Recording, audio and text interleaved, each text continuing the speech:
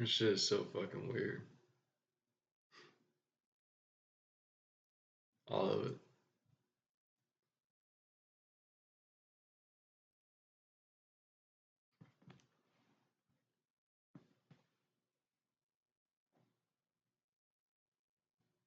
I guess this one's gonna be about me.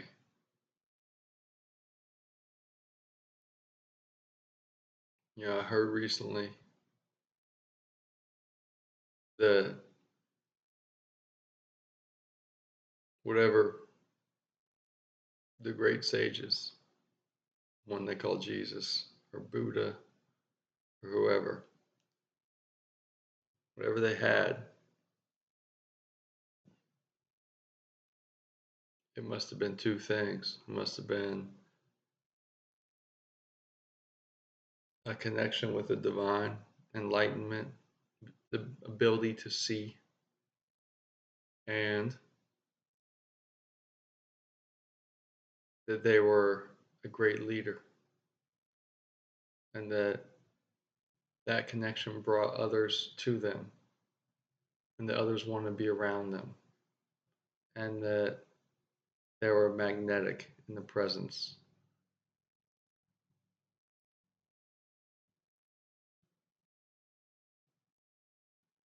of grace, of wisdom, that kids and older people and their peers wanted to be around them. They were drawn to them. And the human who explained this to me, and I was listening, looked at me and said, "You might have that first part, but you're missing the second part."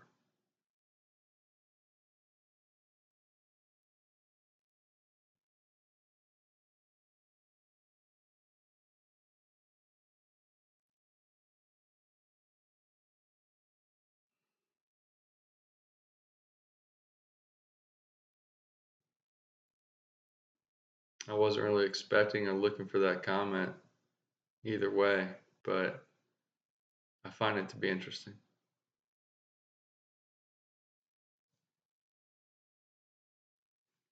You're meant to grow past all the things that you're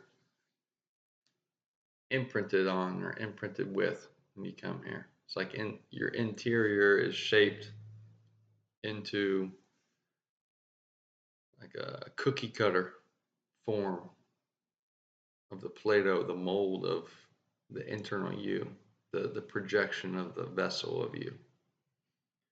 Your personality was going to occur in certain themes, especially earlier on. Basically, the programming of the majority of your South Node, your your astrology, your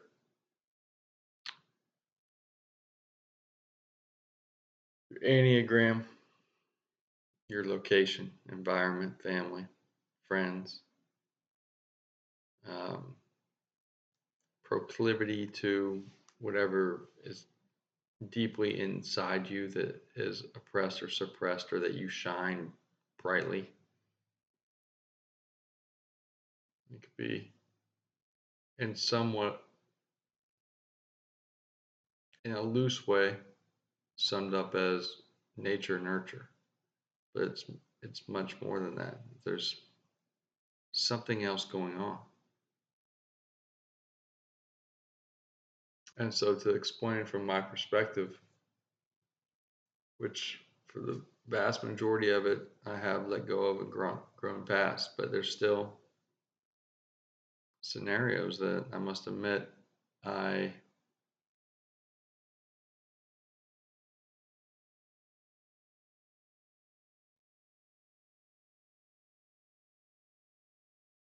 don't always shine my true self. Actually, I rarely shine my true self in the most standardized forms of social agreements with families and friends. I usually just allow everyone else to play their part, which means in general, they're showing parts of their personality are parts of themselves, are parts of where they are.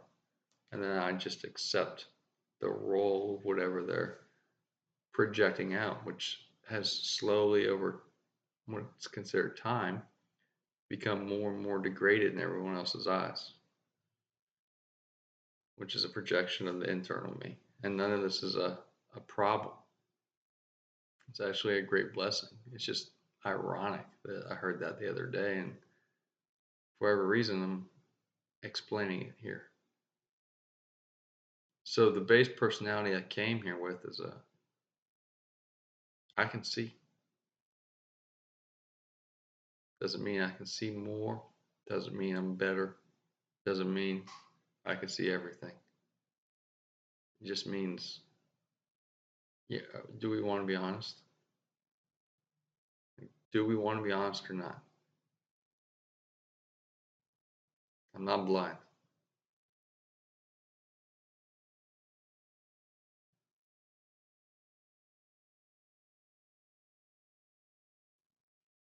And I know there's something I'm here to do.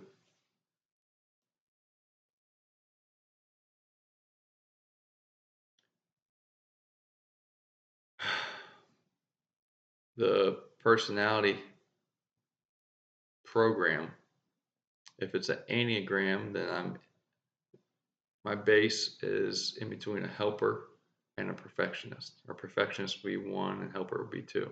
So those are both very, you have extremely high abilities that make your own internal functionality of life harder on yourself.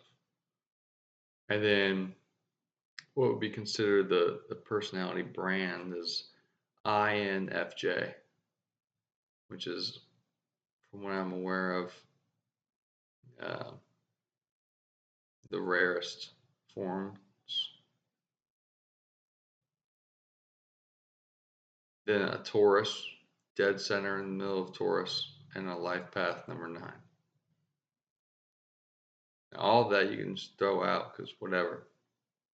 Number is a representation of letter, which is a representation of symbol, which is a representation of intent, which is a representation of resonance.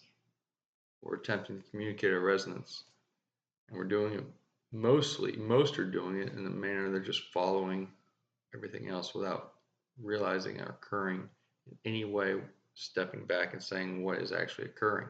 What am I? How am I actually communicating anything?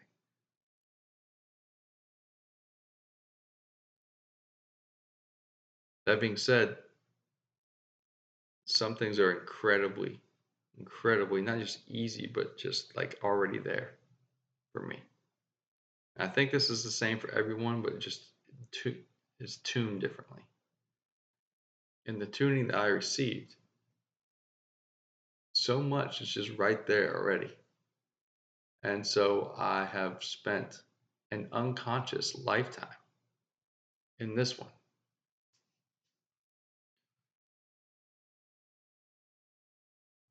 Basically, hiding from shining my internal self because the awareness was already there that it would make everyone else uncomfortable. And that there was some scenarios in which it wasn't accepted. Now, more along the lines of that, there's a great warrior inside here. So that complicates it a bit. Because when there's enough oppression and repression, eventually, if that warrior shows up, then he better show up as the defender. Because if it's not the defender, then it's the destroyer. Sometimes things need to be destroyed, but there's a lot of what's considered to be harm or grief that in the short term derives from that. So there's a lot of really odd lessons I've had to learn in this life. Not alone, but as far as physical proximity and and being comprehended or being appreciated or being safe with family and friends. Nah, alone. Yeah, truly. And not in a way that is sad or like wanting it to be different. But I guess other things I should throw in there is what would be described as Sigma or lone wolf, where have absolutely nothing in me, even if I try, can it just won't work. It will find a way to break itself if there's any pseudo authority, which there is no authority. So any scenario in which there's some type of an authority, it can't function in my life. It just doesn't work.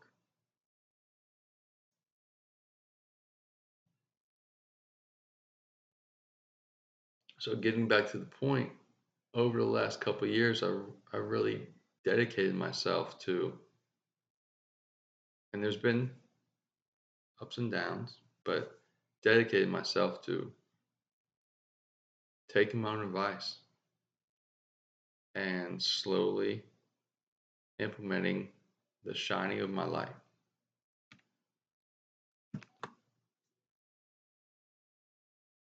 So, in the shining of my light, which is the same mission for everyone, what everyone's here to do,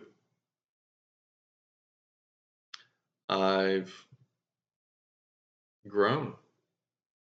And I had these extremely clear epiphanies for what feels like a long time, feels like lifetimes. So,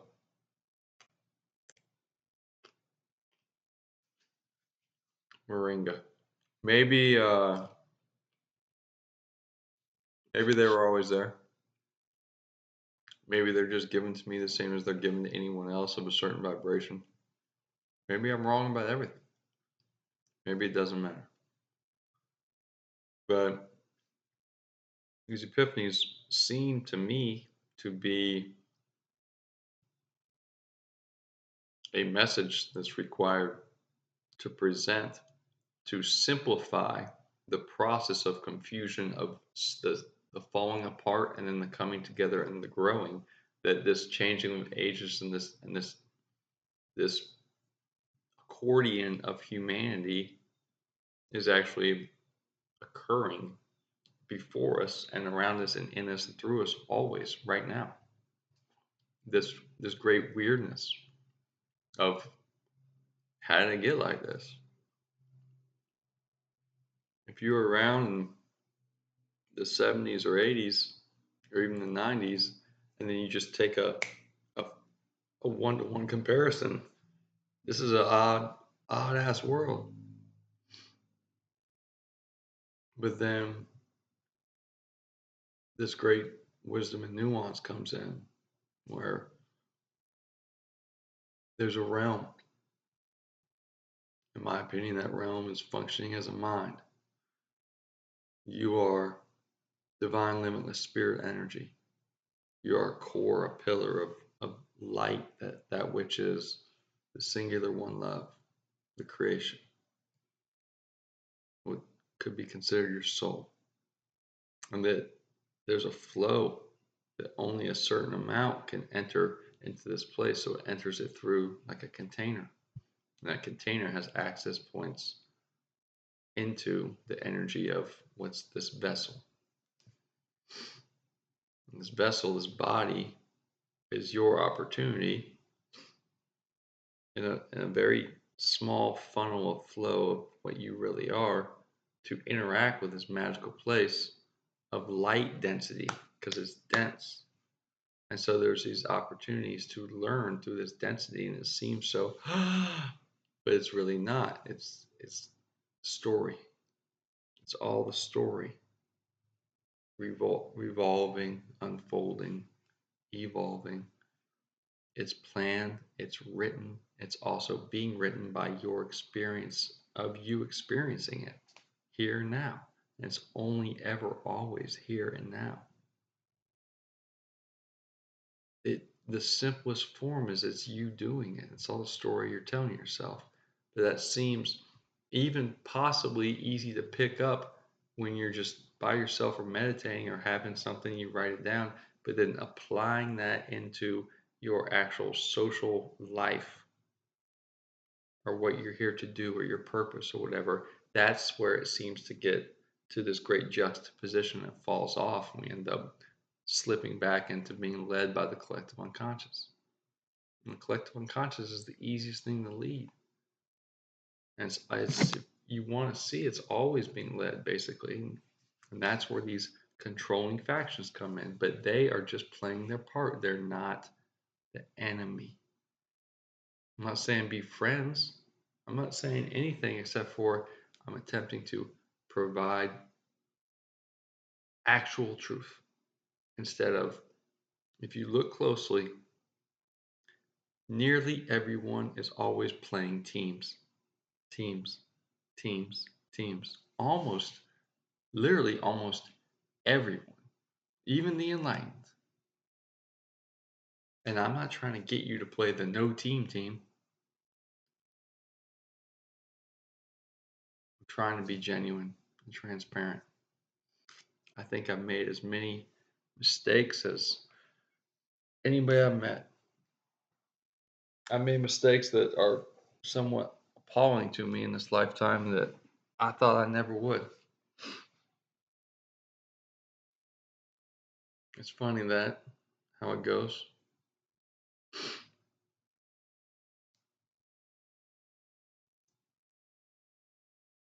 And yet, those still have led me to certain places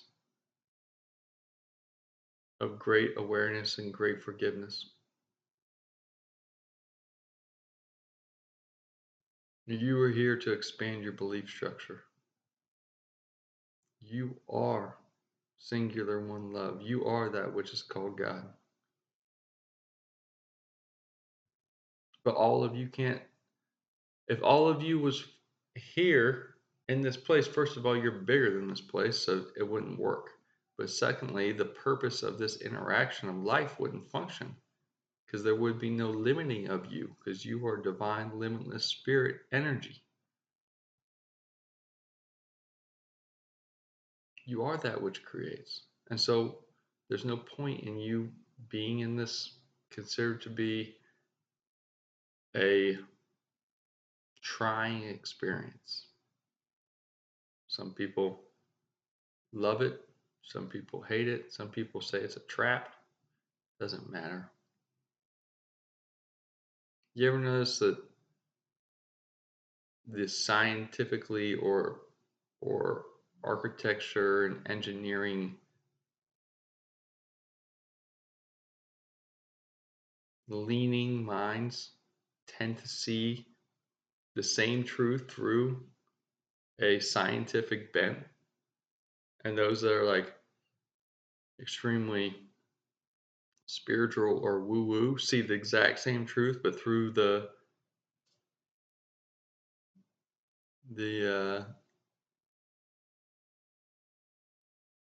bend of mysticism. Those controlling social orders or secret societies see the same truth through their bend. Each oppressed masses sees the same truth through their bend. There's layers of the same core truth. Every religion, every interaction, everything is all encompassed in one story, including this. Always is, always will be. And yet we see everything in boxes and teams. And why is it that we see it like that? To defend ourselves from what?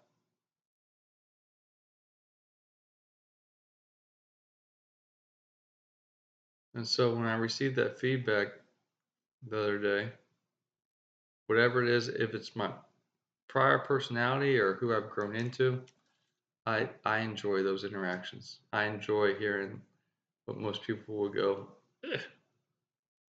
I enjoy, like, tell me the worst shit. Because if it's true, it will resonate with me. And if that's of substance that possibly resonates with me, then it's an opportunity for me to grow. I salivate over that shit. I love it. Not that I love the hurt. It's that I love being given the opportunity of true clarity to see just a little bit more. And it's not like something I didn't know or don't know. It's that, okay, well, it just hit me, smacked me in the face. Divine love coming from this other individual. Okay. When somebody says something to you and it seems like it's coming from you or you've heard it before or just like you already have this knowing of it, well, that's synchronistic. It's there for a reason. Why is it there for a reason? It's time for you to address it. Does it feel like a fear? Good. Because fears are literally your mirror here. They're here for you to have a feeling of receiving fear or feeling fear or not wanting to. And then you must address that so you can accept it, so you can forgive it, so you can overcome it, intentionally grow past it. And in that process, then you can unfold a little bit more of yourself and you continue to grow. That's how you grow yourself. So it seems that I must now begin to work on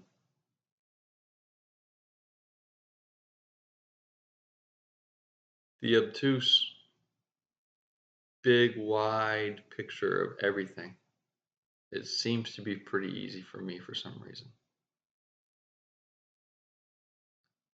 Not always easy to explain, but easy to just sit with it for a second. It's like I can just see it.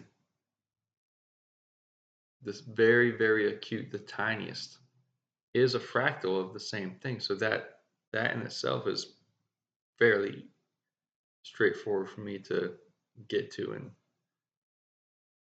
and access with respect. Meaning the backstory and everything, what is actually occurring here, and the big version, all the way down to the tiniest of why did we just do that? What's this one thing with this one individual, this one time? What's that actually pointing at, and what's the deepest part that can be addressed within that for this one clean growth period, or in a physical essence? Get past get past atoms. It's it's your own attention and reaction that's occurring here, and this light density feeding it back to you. And that light density in itself is vibration. It's a reflection of you in you. But where those two meet is where what's considered to be the normal life, the density, the body, the interactions, the just keeping it cool, the daily jokes, the light, the bouncing from one thing to another, the getting the task done. And that is what's because it seems like for a period of life, maybe all of it, I would go back and forth. And in that middle ground there, it seemed like I just had one toe, like not completely in life the way everybody else was. I was in it, but just not all the way completely in it. And so now I think it's become clear over the last day or two of reflecting on that message that bringing the obtuse and the acute clarity into a living participation as the embodiment, which I've always been aware of, but doing that in such a way that presents an unspoken safety and gentle grace, a presence of who I actually am to others. I don't know why that seems so difficult, even to just address and pin down, but that seems like what I'm supposed to address now, because it seems as if it's something that is there and must be addressed, and if I keep pushing it off unknowingly, like we all do, unconsciously, then it just gets in the way of other things because it's going to be looming as it has presented itself I must address it.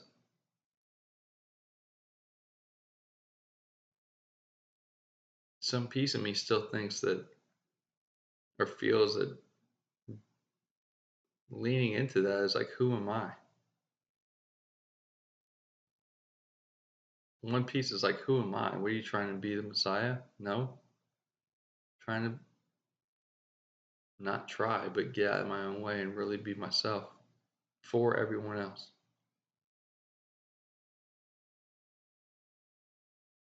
Another piece feels like, honestly, this is the most pussy shit I ever heard.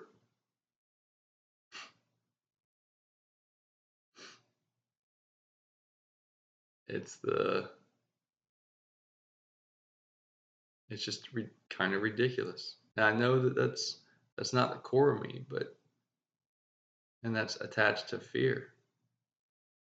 But I gotta be honest, that still jumps up every once in a while.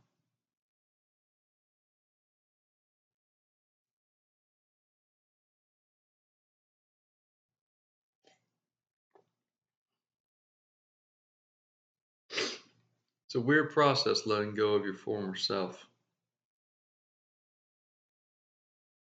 when you're not absolutely forced to. And I think that's a great step in mastery. You go to jail, you go to war, or you get a divorce and change cities and get a new job.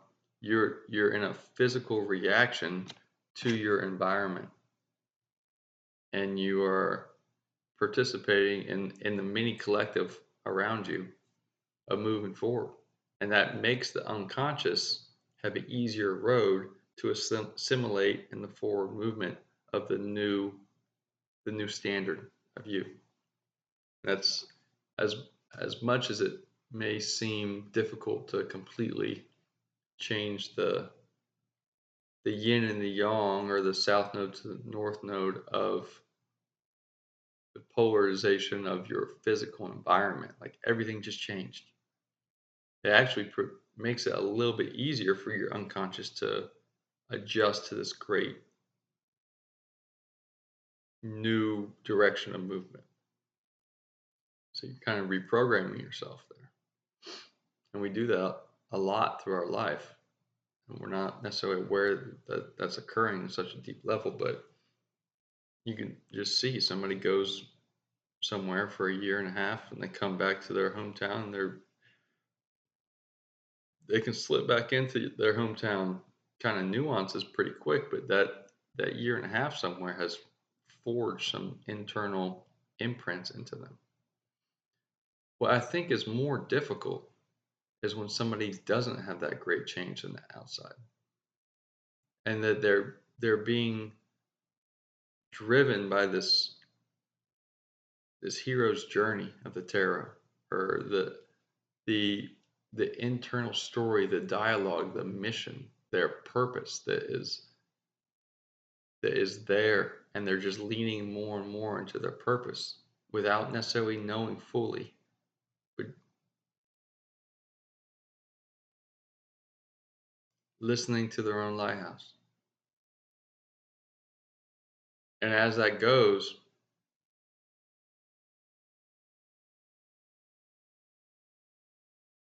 they have to trust this great vagueness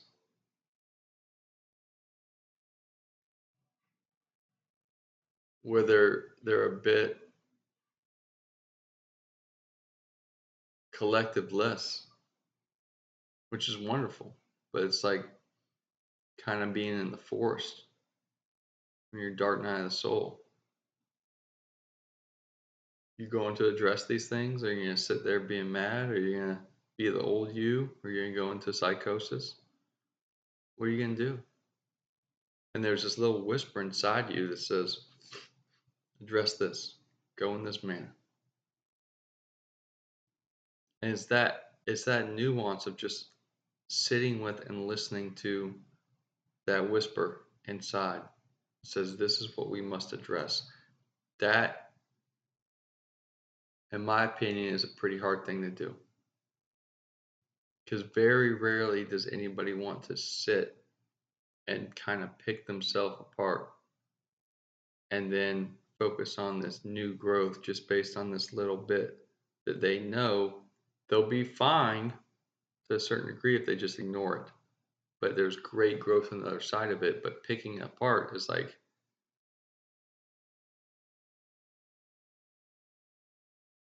uh, it's like addressing a wound that hurts. You don't want to mess with it. You just want to leave it there, even if addressing it would make it better and not get infected. You just don't want this to be the second that you have to address it. And so we go on and pile all this stuff on top of ourselves.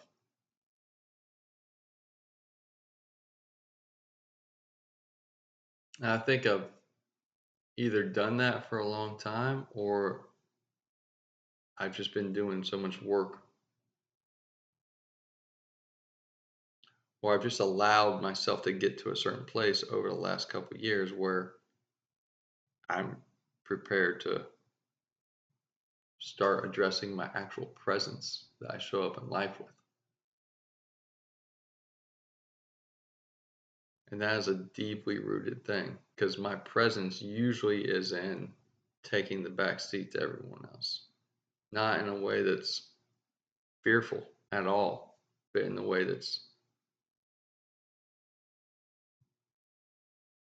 kind of gracious and lackadaisical.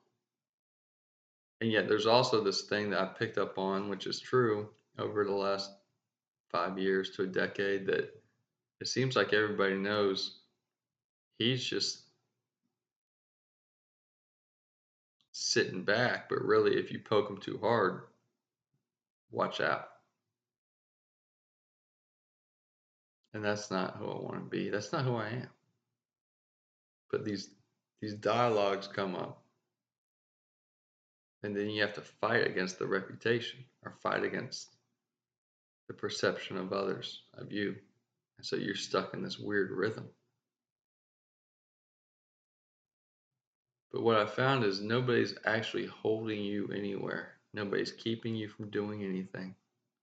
No one and nothing, not even general the army or um, the Black Lord of the Illuminati, Anunnaki, doesn't matter. No one is actually standing in your way of being the real you. The only thing there that's keeping me or anyone else from taking the next step is the weirdness of shattering their current reality and forcing themselves to be greater in a physical density. And that's the thing where I'm so in tune with the obtuse and the big picture and with the acute of the tiny fractalized small picture that it's kind of become a little bit of a cop out where I see this great truth, but am I actually living it? Am I actually bringing it into the embodiment and doing the hard work of being the physical being that's not scared to live the truth that's been blessed upon me? And maybe this is the right time. Time is nothing, money's not real, but timing can be everything. So maybe this is the right time for that, and that's why it's occurring in this manner. I'm sitting down talking to a screen. But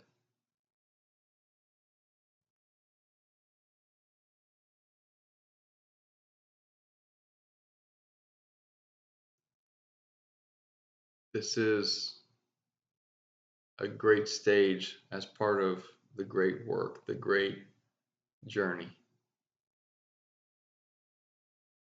It's how long do you sit with the real you? I've been doing it for years. I spend a lot of time by myself.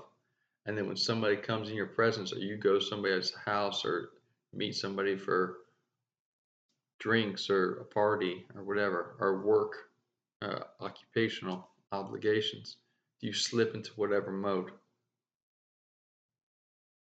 And then how much of those modes are, if you're honest, holding you back from you completely being the real you and then moving forward as the real you?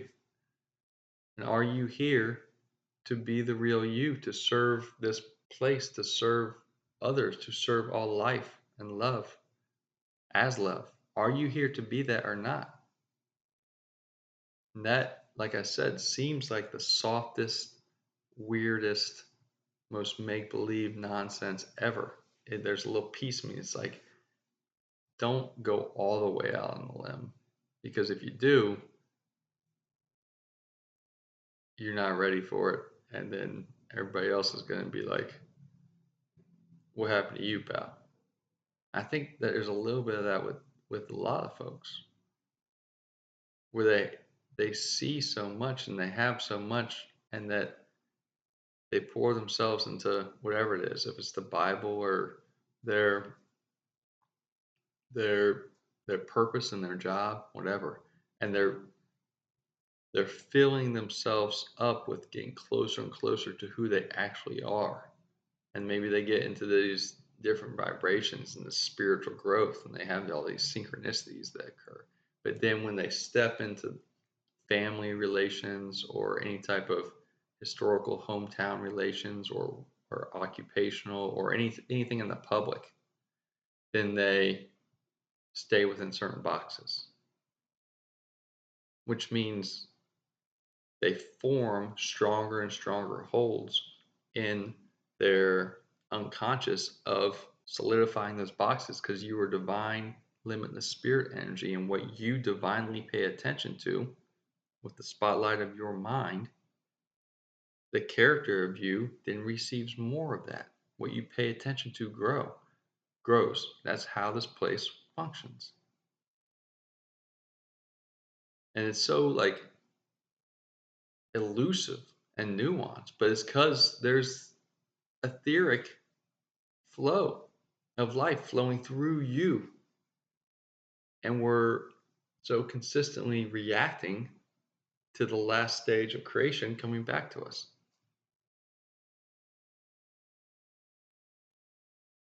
It takes great courage to step out and say anything, and then it takes even greater courage to step out and actually live as the real you.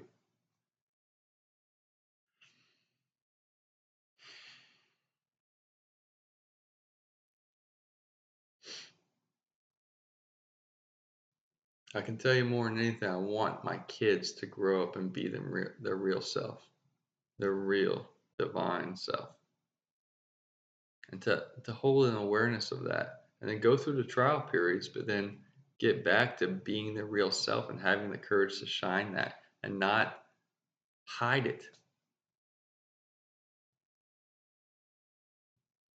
I have an inkling that there is some great reward on the other side of actually being you.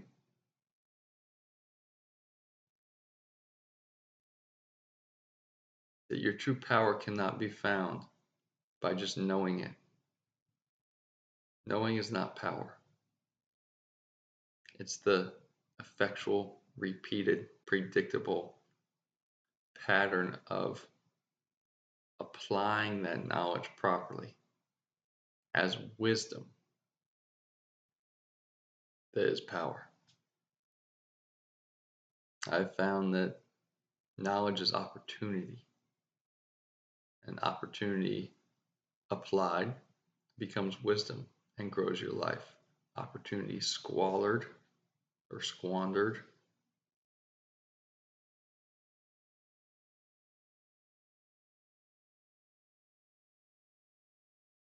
solidifies more fear. Opportunity acquired and not applied becomes a weight. Knowledge is a tool, it's opportunity. Just as there is no death, merely opportunities before. So, I've never really been scared of death.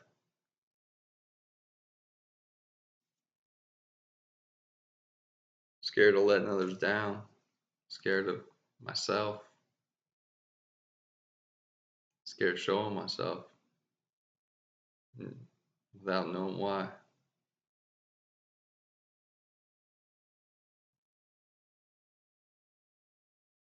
Scared of fitting in, scared of letting go of fitting in and not fitting in.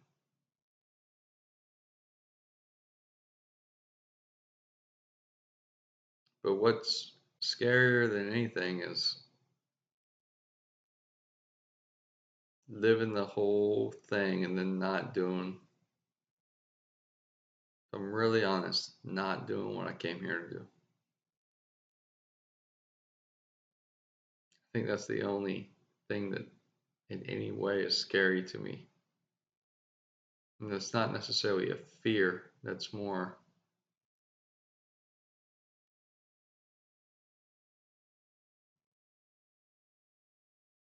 golly, it sucks to put something out there like this. But woo, I cannot comprehend anything sucking more than that last moment going, I didn't do it right before I leave my body. Even that's 2 seconds from now. I didn't do it.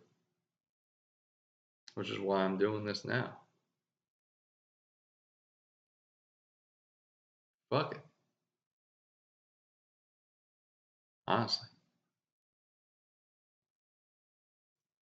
I need to work on my presence.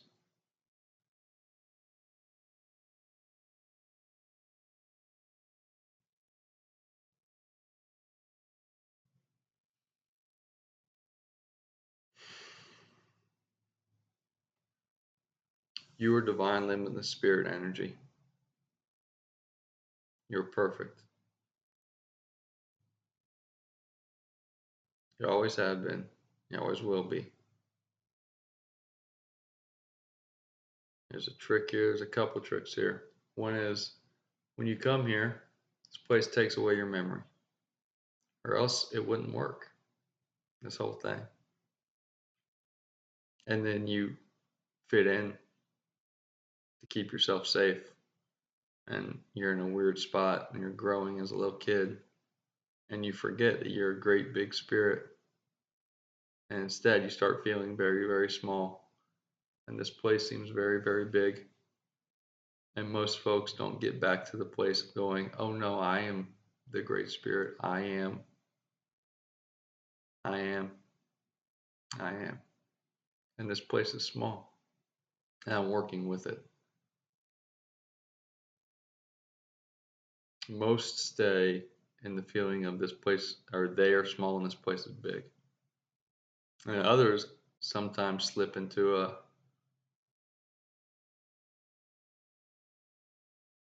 maybe too far of a solipsism, too far of a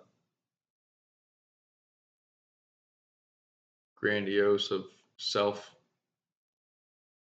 which is just a stage. We really should do less looking at each other as these flaws, narcissism, or whatever, men versus women, whatever weird social issues are being projected out. We should do much less of looking at each other through diagnosed flaws and see it as here's an opportunity for everyone to comprehend certain stages of growth because nothing is fixed here. Nothing. And there are no rules.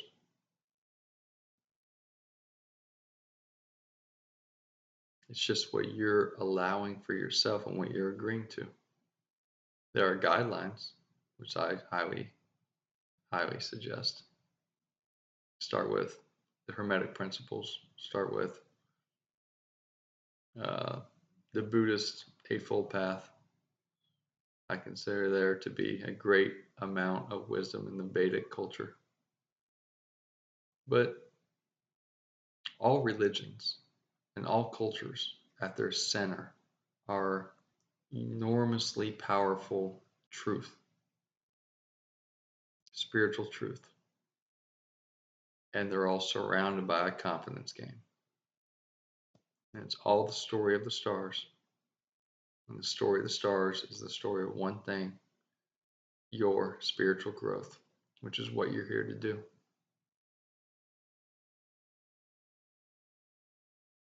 So, to round this out, about me, guess I'm becoming who I'm meant to be. I guess I'm doing the thing I avoided my whole life, which is computers and looking at a screen. Finding more balance, continuing to let go,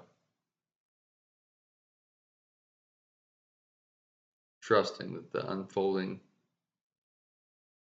brings space where if I intentionally live in that middle, move forward, participate in this life, then I magnetize myself to where it is I'm meant to be.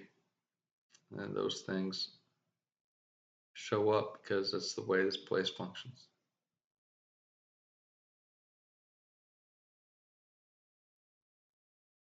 And that everything everywhere can only ever be one thing, which in its true core essence is love.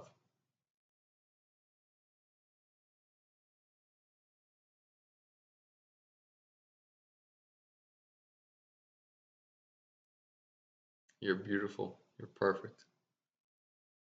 You are the light that makes everything function. I don't mean that in like a poetic manner. I mean that everything is light deriving from the friction of cymatic intention. And that core cymatic intention is of your soul, is of you, is of that great pillar of light of who you really are. And you are embodied, a little flow of you is embodied, and everything else that you pay attention to also is absorbed in the container of your embodiment. And when you leave this embodiment, all of that energy goes back, including the energy that's you. So I suggest you focus on the great spirit, love, Jesus, whatever it is for you, that and the real you, and stop focusing on other stuff because it enters into you, soaks into you. And if you don't know what's there, how you can get it out? What you pay attention to grows.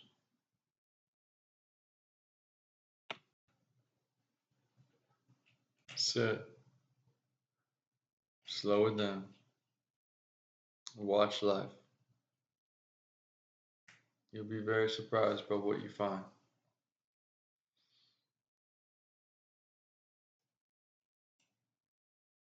If you allow yourself, you'll see.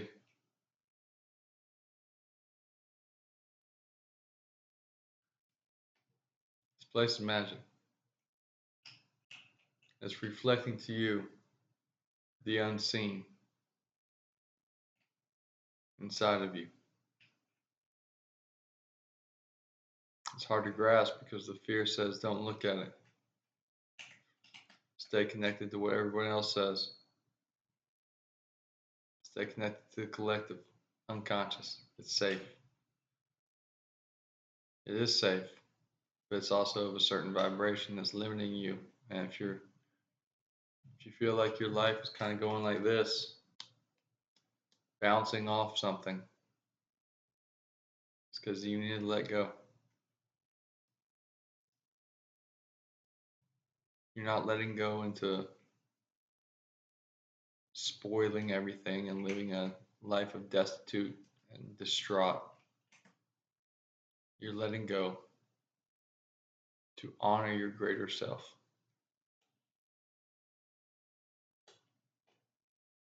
My advice is simple. That's how I see it. Primum vultus interiorum. First look within. And that's what I'm training myself to actually do. Is to, in everything, in every way, always, every day. Before any occurrence, any thought, any look, any interaction, first look within myself. And the simplest manner I can communicate that in is start with your heart. Train yourself slowly. Forgive yourself, forgive everyone else, forgive everything. Train yourself slowly to not react with your body, to not react with your belly, to not react with your mind, to not react with the chemicals and the brain processing. But to always and every way start with your heart. It doesn't mean you're going to get run over by those that are more forceful. It doesn't mean don't do karate or jujitsu. It doesn't mean don't go hunting or whatever it is. It doesn't mean be a pacifist. It means be courageous enough to, in every single thing you do, in every single second, always, including myself. And this is the journey I'm taking. Is how do I find the ability to have that gracious presence? I must actually implement starting from the heart when I don't want to, when I'm unconscious. Because how did your unconscious get the habits that it has anyway? Why are you so sure that all of your habits can't be programmed to start with your heart? And the heart is the prism of your soul. And the more you do that, the more you get the real you to shine through, the more you're actually living your purpose. You can find it there. If you find your purpose, honor your gifts. And if you honor your gifts, you're following your bliss. Start with your heart. And every time you feel like you're not,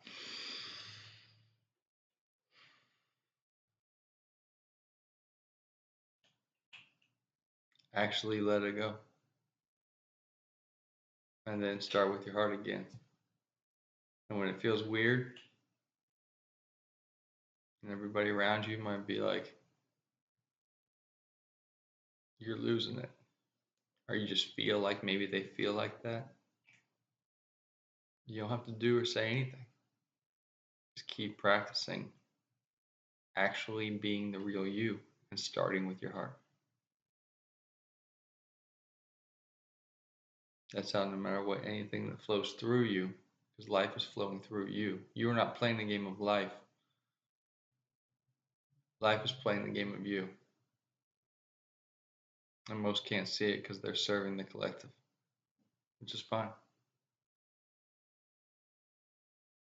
But it's just a choice of safety over extraordinary.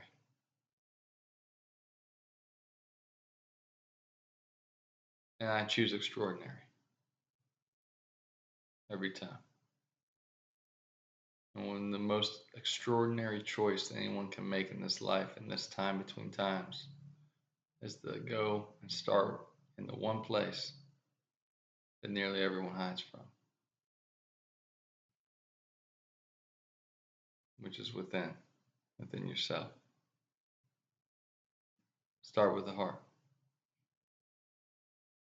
Allow your mind to hold the attention on your heart's intention. Allow your belly and your body to listen and pivot based on what this reflection of life flowing is feeding back to you. But if you don't start from the heart, you're playing somebody else's game from the get-go. So that's what I'm going to do.